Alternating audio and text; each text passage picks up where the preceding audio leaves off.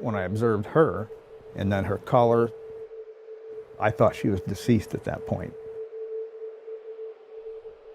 As a police officer, they train you to expect the unexpected, but on that day, I was actually on my way into work. I ended up behind this vehicle. I noticed that it was driving what I termed as erratic. When I showed up, that's when I observed both of them passed out and near dead. It was during school time. I saw a lot of people there with their kids. There's a bus stop right there where all this was happening. And the first thing I saw coming from my angle, I said, there's a kid in the backseat. I went around the back end of it, opened the door up. He was really shy, really scared, and I don't blame him. I could just see the pain and the trauma in his eyes. I decided to take several photographs to document the incident for courtroom evidence. I just unfastened the boy from his car seat, and he eventually turned and looked at me and then just like climbed up on me. And he's wrapped around here on my side, sitting on my gun belt, and I could just feel this little kid's heart pounding, you know, right up on my rib cage here. I was calling for Children's Services, and our dispatcher called back saying they need some information.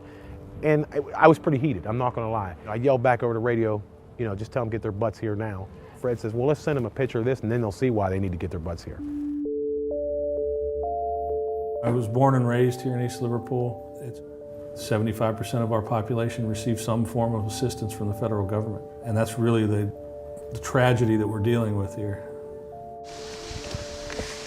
Right now, opioids are definitely our biggest problem, because the people are dying from it. What we were seeing lately.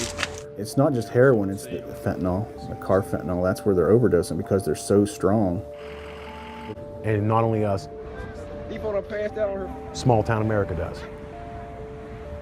He ain't getting up, man. It's across the country, it's every small department. We're fighting and fighting and fighting this. It's frustrating. We're losing the battle. We're losing. We're trying. We're gonna keep fighting, but we're losing. After the driver had pled guilty, the police chief showed me the photograph. And I just stood there silently. I couldn't believe that someone would put that little boy in that position. Sadly, it happens a lot. But this is the first time where it was actually captured in a photograph. We were all in agreement that it should be seen. There's no number of words that can paint that type of picture.